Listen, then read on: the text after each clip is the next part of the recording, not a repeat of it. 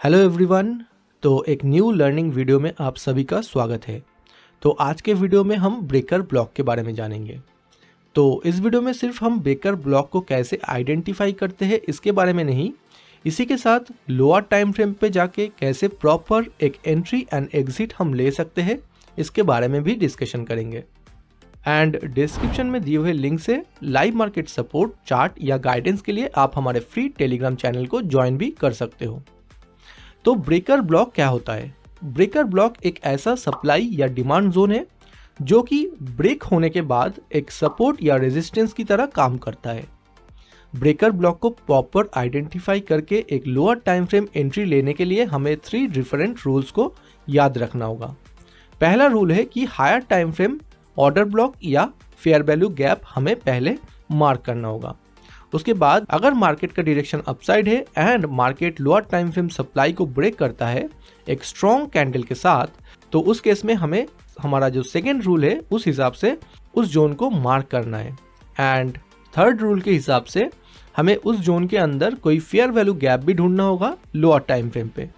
And ये 3 rule अगर satisfy करते हैं तो हम एटलीस्ट 1:2 हमारा रिस्क रिवार्ड के साथ एक प्रॉपर ट्रेड ले सकते हैं। तो मैं फिर से रिपीट करता हूँ, हमारा पहला जो रूल है, प्राइस को एक higher time frame order block या फेयर वैल्यू गैप से रिएक्ट करना है। प्राइस को अपना सप्लाई जो है लोअर टाइम फ्रेम का उसको एक स्ट्रॉन्ग कैंडल के थ्रू ब्रेक करना है। एंड जो थर्ड रूल है, जहाँ पे ब्रेकर ब्लॉक या ब्रेकर ब्लॉक का जोन क्रिएट हो रहा है उस जोन के अंदर हमें एक फेयर वैल्यू गैप भी लोअर टाइम फ्रेम पे दिखना चाहिए। ये 3 रूल सेटिस्फाई होने के बाद हमें जो रिस्क रिवार्ड है वो मिनिमम 1:2 भी मिलना चाहिए। तो अभी तक हमने बाई साइड एंट्री की बात किया था। अगर हम सेलिंग की बात करें तो सेलिंग के लिए भी सेम रूल है। प्राइस को एक higher time frame order block या फेयर वैल्यू गैप से रिएक्ट करने के बाद लोअर टाइम फ्रेम डिमांड को एक स्ट्रॉन्ग कैंडल के साथ ब्रेक करना चाहिए। एंड उसके बाद सिंपली लोअर टाइम फ्रेम पे जाके हमें वही जोन के अंदर, मतलब जहां पे ब्रेकर क्रिएट हुआ है उस जोन के अंदर फेयर वैल्यू गैप को ढूंढना है। उसके बाद हम एटलीस्ट देखेंगे कि हमारा जो रिस्क रिवार्ड है वो 1:2 हमें मिल रहा है कि नहीं। तो ये था हमारा रूल। इसके बाद चलिए real chart example like Nifty, bank Nifty या फिर फॉरेक्स जो करेंसी पेयर है वहां पे जाके भी हम समझते हैं कि कैसे हम एक proper high probable trade opportunity को ब्रेकर ब्लॉक को यूज करते हुए फाइंड आउट कर सकते हैं सही तरीके से।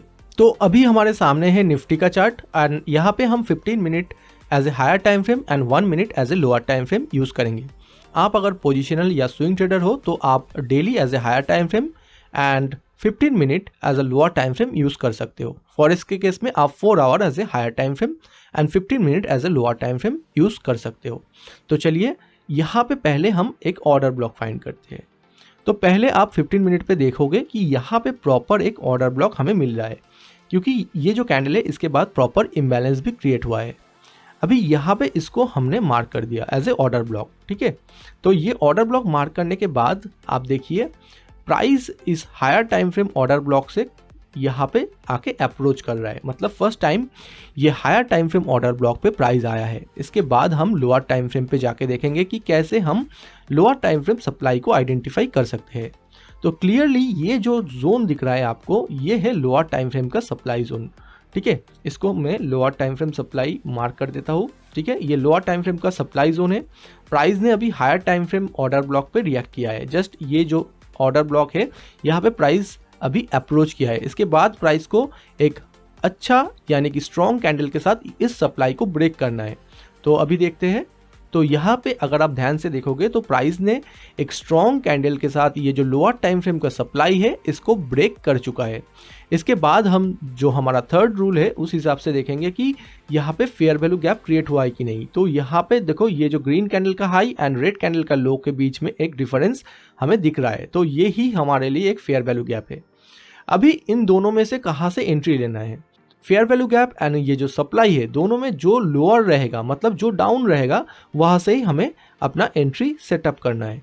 तो यहाँ पे सप्लाई जोन से हम एंट्री करेंगे। अगर फेयर वैल्यू गैप थोड़ा नीचे होता तो फेयर वैल्यू गैप से हम अपना एंट्री को सेट करते। अभी देखिए सिंपली हमारा एसएल कहाँ पे रहेगा? एसएल रहेगा लास्ट स्विंग लो पे, यानी कि हमारा जो रीसेंट स्विंग लो है वहां पे हमारा एसएल रहेगा। एंड टारगेट हमें कहाँ तक मिल सकता है?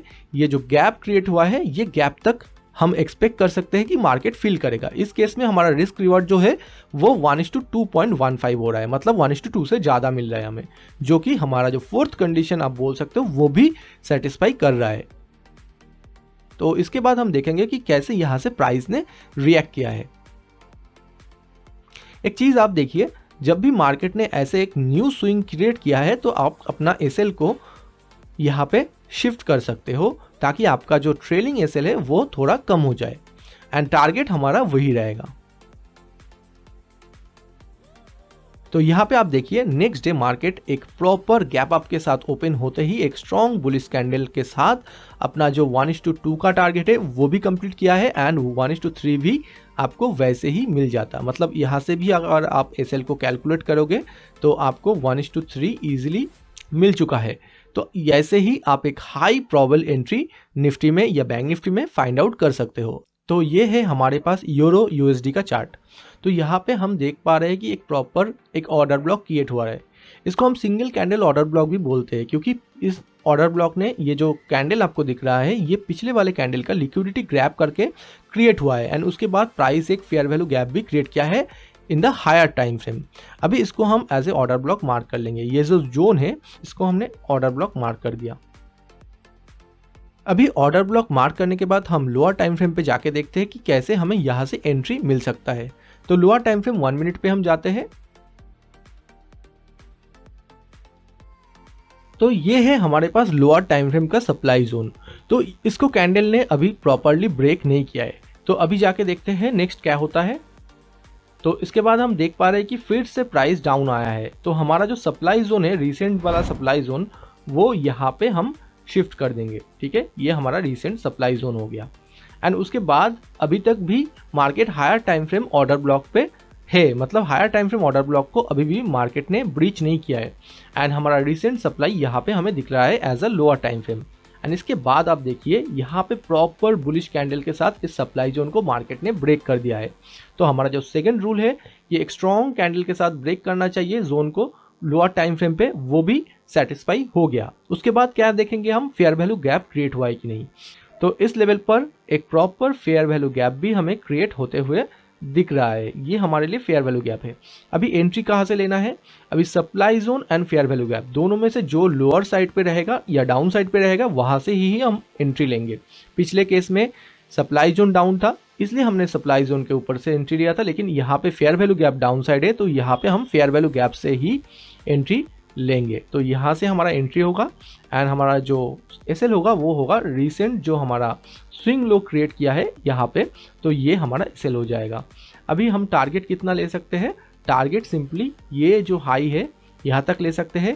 यहाँ तक लेते लेते हमें 1:2 ऑलमोस्ट मिल जाएगा। ठीक है, तो अगर 1:2 नहीं मिल रहा है तो आप थोड़ा सा अपना टारगेट 1:2 तक बढ़ा सकते हो। ठीक है, अगर मार्केट इस लेवल तक आता है और यहाँ से रिवर्स करता है तो हम कॉस्ट टू कॉस्ट निकल जाएंगे। तो ये था हमारा प्रॉपर सेटअप। अभी देखिए प्राइस यहाँ से कैसे रिएक्ट करता है। आप एक बार रिएक्शन देखिए, ये जो स्ट्रॉन्ग बुलिश कैंडल है, यहाँ से अगर आप प्रॉपर ट्रेल भी करोगे तो आपको इजीली 1:3 भी मिल जाएगा। तो आप समझ सकते हो कि कैसे कितने एक्यूरेसी, हाई लेवल एक्यूरेसी के साथ ये जो एंट्री है ये काम कर रहा है। अभी जाके हम एक सेल साइड का एंट्री भी देख लेते हैं। तो अगर हम सेलिंग साइड की बात करें तो ये था हमारा हायर टाइम फ्रेम का एक ऑर्डर ब्लॉक, जहां से price fair value gap create करके नीचे आया है।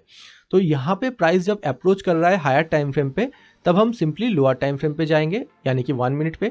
1 मिनट पे जाने के बाद हम क्या देखेंगे कि यहाँ पे जो डिमांड था 1 मिनट का, ये जो डिमांड है इसको प्राइस ने एक अच्छा स्ट्रॉन्ग कैंडल के साथ ब्रेक कर दिया है। मतलब पहले तो हमारा जो रूल है वो है higher time frame order block या फेयर वैल्यू गैप से रिएक्ट कर रहा है। दूसरा रूल है कि एक स्ट्रॉन्ग कैंडल के साथ ब्रेकआउट। दोनों रूल सेटिस्फाई हो गया। अभी तीसरा रूल क्या है, तीसरा रूल है कि फेयर वैल्यू गैप। अभी यहाँ पे अगर आप ध्यान से देखो, इस कैंडल का हाई एंड इस कैंडल का लो, यहाँ पे मैं अगर आप लोगों को ध्यान से दिखाऊं तो यहाँ पे एक छोटा सा फेयर वैल्यू गैप भी हमें दिखने को मिल रहा है। ठीक है, इस लेवल पे एक फेयर वैल्यू गैप भी है, ये जो कैंडल का लो एंड इस कैंडल का हाई के बीच में। ठीक है, अभी ये जो मतलब फेयर वैल्यू गैप है, यहाँ से हम डायरेक्टली एंट्री लेंगे, क्योंकि demand zone and fair value gap में जो हायर होगा उस केस में हम सेलिंग साइड में हायर लेवल से एंट्री लेंगे। मतलब हमारा रिस्क रिवॉर्ड अच्छा हो, इसलिए हम रिफाइंड एंट्री लेंगे जहाँ से मैक्सिमम हम गेन कर सकते हैं। सो ये जो फेयर वैल्यू गैप का लेवल है, यहाँ से हम एंट्री लेंगे एंड हमारा जो एसएल होगा वो होगा लास्ट स्विंग हाई। तो यहाँ पे एसएल सेट करेंगे एंड हमारा जो टारगेट हो सकता है वो ये यहाँ पे जो एक ऑर्डर फ्लो टाइप का आपको सेटअप दिख रहा है वो भी हो सकता है, या यहाँ तक भी हो सकता है जहाँ पे हमारा 1:2 मिल जाएगा। तो दोनों ही देखेंगे कि फर्स्ट टारगेट ये है एंड सेकेंड टारगेट जो है इस लेवल तक हमें मिलना चाहिए, ये इस लेवल तक। ठीक है, 2 लेवल हमने ड्रॉ कर दिया। तो देखते हैं कैसे मार्केट ने रिएक्ट किया है। तो फर्स्ट टारगेट जो है मार्केट ने बहुत ही जल्द, मतलब विद इन 3 कैंडल मार्केट ने फर्स्ट टारगेट अपना अचीव कर दिया। अभी देखते हैं सेकेंड टारगेट भी अचीव होता है कि नहीं। तो आप देख सकते हो इजीली हमारा सेकेंड टारगेट जो है वो भी अचीव हो गया। तो इस तरीके से आपको 3 रूल याद रखने के बाद प्रॉपर रिस्क रिवार्ड के साथ आप अपना एंट्री ले सकते हो। तो आज के वीडियो में इतना ही। आई होप कि वीडियो अच्छा लगा है, तो लाइक शेयर एंड सब्सक्राइब ज़्यादा से ज़्यादा कर दीजिएगा। एंड इसी के साथ अगर आप फेयर वैल्यू गैप के बारे में और भी डिटेल में जानना चाहते हो तो टॉप राइट कॉर्नर पे ये वाला वीडियो जरूर देख लीजिएगा। तो मिलते हैं नेक्स्ट वीडियो में। Thank you.